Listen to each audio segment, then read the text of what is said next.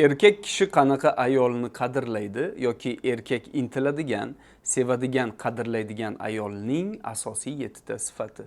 Oxirigacha ko'ring, обязательно manfaatli bo'ladi va qarashlaringizni o'zgartirish ehtimoli bor.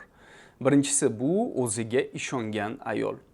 O'ziga ishongan ayol magnitdek erkakni tortadi va unda har doim, sizsiz ham ko'chada qolmayman, sizsiz ham baxtli bo'laman.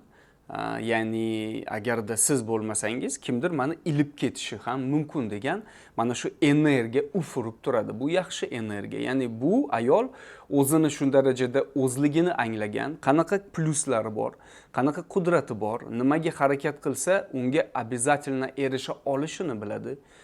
Diplomi, balki ilmi va o'tmishida tajribasida erishgan muvaffaqiyatlari borki, u biladi, u nimalarga qodir ekanini.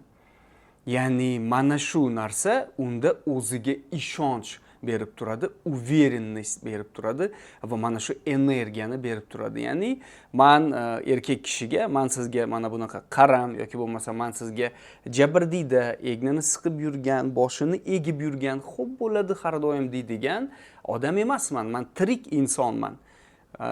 Kelinlar qo'zg'oloni Said Ahmadning asarida Nigora obrazi o'ziga ishongan ayolni yaqqol timsolidir. Ya'ni uni o'sha raqsga tushishlari, obruchda belini o'sha aylantirib zanimatsiya qilishlari va unga buni qilma desak, nimaga biz 3 kunga kelishganmiz, bugun esa 4-kun, bu meni kasbim, men bundan zavqlanaman deydi.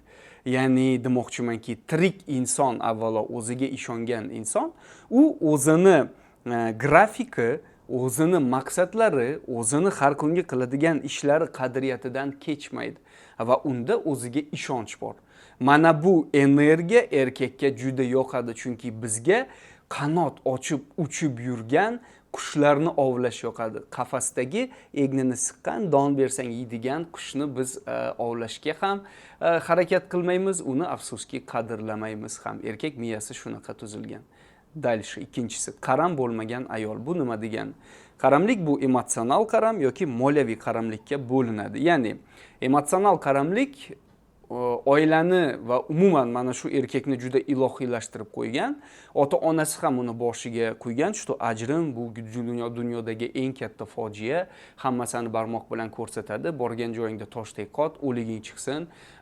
Xullas mana shu narsalarni va u kaltakka ham chidaydi, xiyonatga ham chidaydi, alkogolik, narkomanga, hamma narsaga chidab yashayveradi.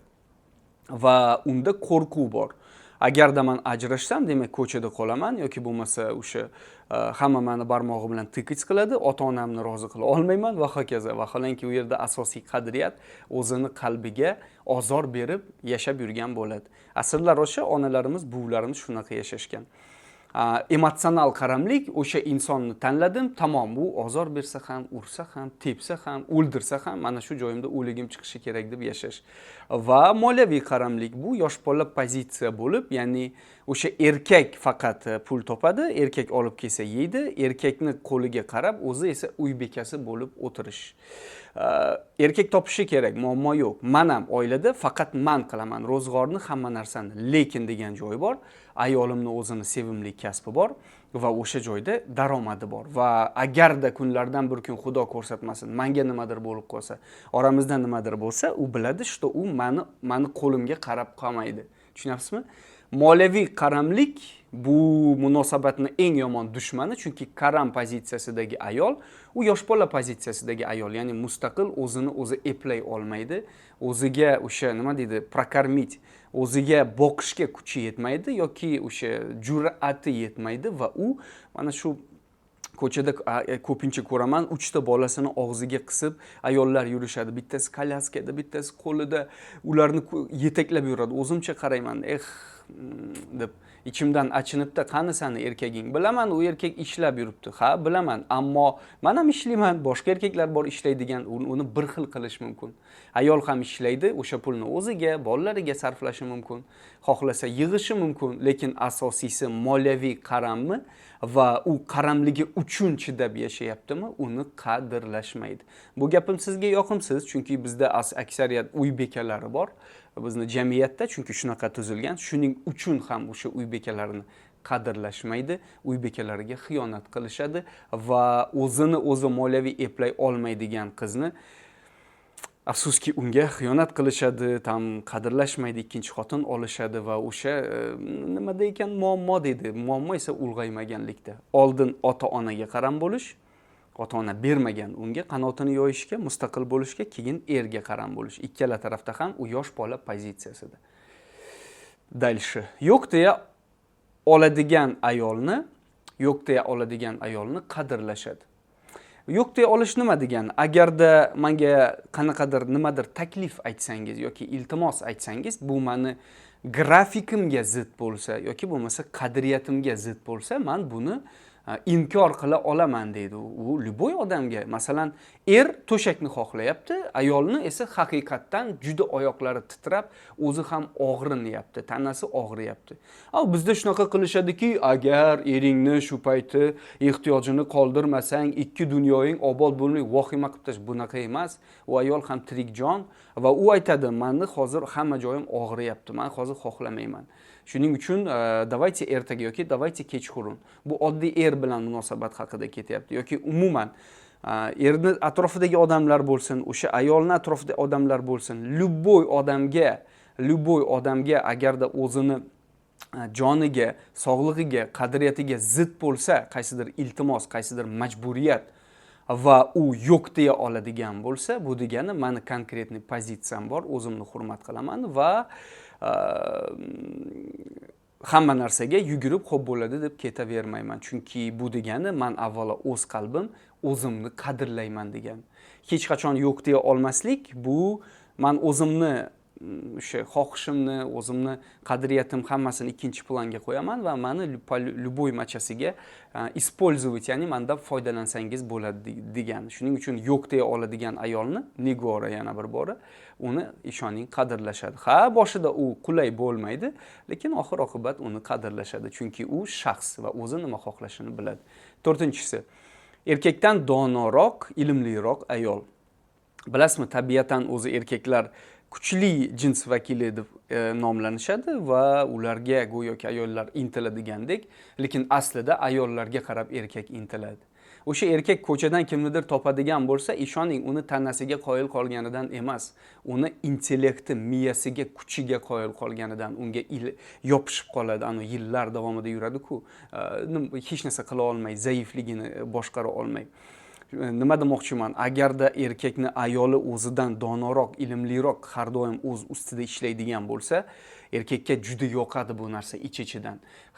Bu narsa u bilan maslahatlashishga olib keladi. Bu narsa qayerdadir o'sha ayolni fikrini so'raydi. Qayerdadir qoyil qoladi va erkak harakat qiladi o'sha ayolni maslahati bilan yashashga kerak bo'lsa, chunki har bitta kuchli erkakning orqasida dono ayol turadi.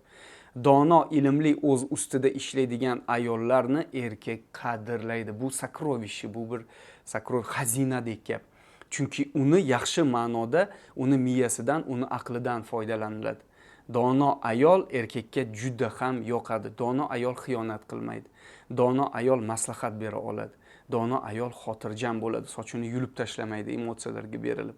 Va erkak bunaqa ayolni aslida qadrlaydi. Dono ayol o'zini hurmat qiladi. 5-si, maqsadlari, kasbi bor va umuman sevimli kasbi bor tirik ayol. Ya'ni uni erkakdan, oiladan tashqari ma'nosi, maqsadi bor. Mana tan olaylik, bizda soporgul katta bo'ladi. Katta bo'lgunicha uni miyasiga faqat va turmushga chiqish tiqiladi. 17 yoshidan qarashni boshlaydi u ham va go'yoki o'sha erga tegib olganidan keyin tamom, galochka qo'yildi, hayotdagi missiya tugadi. Bu yog'iga esa inkubatorga o'xshab tug'ishni boshlaymiz va keyin hayotimizni ular bilan bog'lashni boshlaymiz. Kuni bo'yi erni kutamiz ilohiylashtirib va keyin bolalar bilan qorishib, pasuda u yog'i qayin bilan boshlangan qarindoshlarga xizmat qilish. Tamom, u shaxs yo'q u yerda. U insonni o'zini jamiyatda o'rni yo'q. Sevimli kasb yo'q, sevimli mashg'ulot yo'q, maqsad yo'q. Erkakni qo'lida tamom, u go'yoki jonzotni jonzotni xohishi egasini qo'lida bo'ladi-ku, xuddi shunaqa. Natijada eridan boshqadan ma'no yo'q. Bu afsuski yetuk bo'lmagan pozitsiya. Erkak esa yosh bolani seva olmaydi. Bu temir xotin u. u chista robot, prosta nima deydi, har zamonda pul so'rab turadigan, har zamonda e'tirozini bildirib turadigan, даже yutib yuradigani ham bor va har zamonda erini telefonini yashirinib kovlaydigan robot. Tamom, u shaxs emas, uni jamiyatda o'rni yo'q. Uni sevib bo'lmaydi, chunki shaxs tirik va mustaqil shaxsni faqat sevadi. Tushunyapsizmi? 6-chi, qimmat ayol. Bu nima degani? Qimmat ayol oddiy hayotga nima deydi, rozi bo'lmaydigan ayol yoki bo'lmasa baxtsizlikka rozi bo'lmaydigan ayol yoki bo'lmasa o'ziga to'kin sochin hayotni ravo ko'radigan ayol. Bu noshukur ayol emas. Bizda shunaqa tushuntirishadiki, mana domlalar bor, tam boshqa ma'ruzalarda shukur qiladigan, hamma narsasiga itoat qiladigan va hamma narsasiga xo'p deydigan ayol qadrli bo'ladi. O'sha ayolni eri boyimaydi hech qachon. Talab qilmaydigan ayolni eri hech qachon boyimaydi. Talab qilish deganda o'sha oltin baliq asaridagi kampir choldan talab qilishdek emas. Davoy yetmayapti. Yo'q. 4 ta noniga rahmat deyiladi, rahmat sizga. Ammo siz 8 ta nonga kuchingiz yetadi. Axir siz alpomishsiz, siz kuchlisiz. Biz yaxshiroq yashashimiz kerak. 8 ta non olib keladi. Rahmat 8 ta non uchun. Men buni juda qadrlayman. Ammo biz go'sht yeyishga loyiqmiz. Axir yaxshi yashashga biz mosmiz. Tim bo'li sizni davringizda. Tushunyapsizmi? Mana talab qilish nima? Kerak bo'lsa ba'zan jo'skiroq, qattiqroq talab qilsa ham bo'ladi. Qachongacha bunaqa yashaymiz? Davaychi harakat qilaylik. Bolalarimiz maza qilib yashashsin. Bizni bolalikda ko'rmagan narsalarni ko'rsataylik, sayohatlar qilaylik. Davaychi men nimaga yordam beray? Mana qimmat ayol birinchi navbatda agarda moliyaviy tarafga borib taqalganda u o'zini prosta tak teshik tog'ora bilan o'tirib, mayli, rahmat, shukr deb o'tirmaydi. Bunaqa ayolni erkagi harakat ham qilmaydi. Chunki biz ayollar uchun qilamiz qaysidir harakatni. Qayerdadir sizga shukr qil, bo'ldi, qoniy bo'l, o'tiraver deydigan bo'lsa, bu odam erkak psixologiyasini bilmaydi. Tabiat qonuni bo'yicha любой erkak faqat ayolni talabiga qarab o'sadi. To'g'ri talab qilish, yoqalashib emas. Agarda ayol to'g'ri talab qila olsa, rahmat deb olib kelgan narsasiga dalshi uni o'sishga, rivojlantirishga talab qilsa va harakat qildirsa, o'sha erkak, ishoning, любой erkakning ichida shunaqa qudrat bor. O'sha qudratni ayol yordam beradi olib chiqishga. Qimmat ayol o'zini mana shu hayotini arzon sotishga, teshik tog'oraga yoki bo'lmasa agarda boshqa ma'noda aytadigan bo'lsak, baxtsizlikka chidamaydi, alkogollikka qoniy bo'lib yashamaydi. Prosta tak nima deydi, baxtsiz atrofda hayot bo'lsa, bitta xonadonda 12 odam yashaydigan bo'lsa, Nigoraga o'xshab o'sha qimmat ayol o'zini ko'rsatadi. Bu axir детский sad-ku, keling alohida yashaymiz. Bu 12 odamning orasida yashash, birovni kiri, birovni trusisi, birovni yana bitta narsasi, bunaqa hayotga ko'nib yashash, bu aslida aytiladi, молодец, zo'r xizmat, хорошо, xizmat qilaversin, lekin har bitta oilani o'zini qo'rg'oni bo'lishi kerak. Tushunyapsizmi? Va har bitta oila o'z mustaqil tartibi bo'yicha yashashga haqqi bor, mustaqil uy tutish sistemasi bo'yicha. Men obrazni aytyapman, har xil xiyonatga chidab yashash ham o'zini qalbini arzon sotish. Va любой unga qilingan qo'l ko'tarish, unga qilingan nohaqliklar, erkak mas'uliyatsizligi, o'lja olib kelishga layoqati yo'qligi, xohish ham yo'qligiga chidab yashash. Bularni hammasi aslida shukr qilib yashayotgan ayol emas. Bu prosta o'zini hayoti, o'zini qalbini arzon sotayotgan ayol. To'g'ri talab qila olish o'sha erkakni boyitadi, ayolni esa baxtli qiladi. Ishoning. Men agarda katta yutuqlarga erishgan deb hisoblaydigan bo'lsak, meni ayolimning hissasi juda ko'p. Chunki ayolimda eng yaxshisini o'ziga va oilamizga ravo ko'rish mana shu sifati bor. Boshida meni bu ensamni qotirardi. Bu menga yoqmasdi. To'xta, arzonrog'idan olamiz. To'xta, Xitoyniki ham bo'laveradi. Yo'q, nimaga? Yo'q. Davaychi. Restoranni ham qimmati, nima deydi, pishloqni ham qimmati, kolbasani ham qimmati, hamma narsani eng zo'ri. Shunga mos harakat qilganim uchun ham meni daromadim yaxshigina ko'tarilib ketgan. Ana shu ayolimni sifati bunda nima deydi, hissasini qo'shgan deb o'ylayman. To'g'ri talab qila olish. Va 7-chisi, oxirgisi, chidashga majbur bo'lmagan ayol. Chidash, bu bilasizmi nima degani? Men shu darajada o'zimni qadrimni bilmaymanki, boradigan joyim yo'q, ota-onam sig'ishtirmaydi, ko'chada nima qilaman va faqatgina mo'jiza kutib yashayman degani mana mo'jiza kutadi, shu erkak xiyonatni to'xtatib qolar, endi nima deysiz, qo'l ko'tarishi ham to'xtab qolar, ertaga zo'r bo'lib ketar. O'zidan hech qanaqa narsa talab qilinmaydi-da bu ayol. Ya'ni mas'uliyatni taqdirga tashlaydi, o'sha erkakka atrofdagilar iflos bo'ladi va keyin qaram bo'lganidan, borishga joyi bo'lmaganidan, xullas chidashga moyil bo'lgan ayol va buni nomini oilani buzib ketish kerakmi endi? Shunaqa bir muqaddas oila muqaddas qachonki u yerda bitta taraf emas, ikkita taraf ham oila uchun kurashayotgan bo'lsa.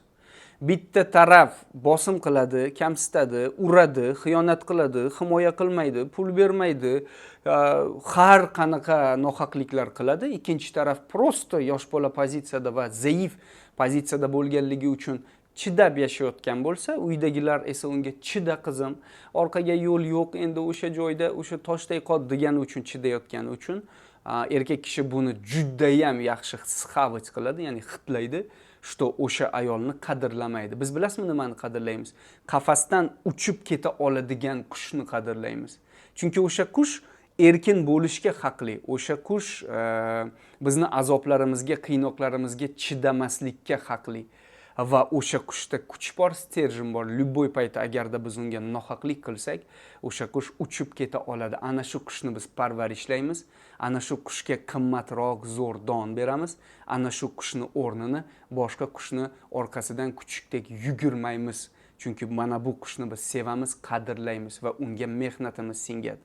Bizdan uchib ketishi mumkin bo'lgan va nohaqliklarga chidamaydigan qushni erkaklar ovchi sifatida uni qadrlashadi. Chidashga moyil bo'lgan ayolni biladi, что baribir qisib o'tiradi va uni hech qachon erkak qadrlamaydi. Tamom va salom. O'zingizni asrang, sevib-sevilib yashang, qadringizni biling. Hech kimni ilohiylashtirmang. Asosiy qadriyat bu sizni o'zingizni qalbingiz, keyin atrofdagilar. Kim bo'lishidan qat'iy nazar. Qalbingizni, o'zingizni asrang, o'zingizni hurmat qiling. Obuna bo'lib qo'ying, menga приятный bo'ladi va yana ijod qilishimga bu manfaatli bo'ladi. Sizlarga qimmat kurslarda beradigan bilimlarni sizlarga tekin beraman YouTube'da. Bundan oldingi videolarimni ko'ring va meni kuzatib boring. Обязательно baxtga birga erishamiz. Omon bo'ling.